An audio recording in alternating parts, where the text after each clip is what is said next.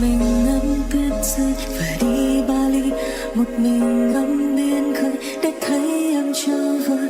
Làm sao để thấy em yêu anh nhiều nơi?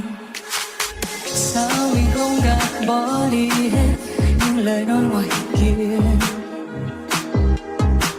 Và sao mình không gạt bỏ đi hết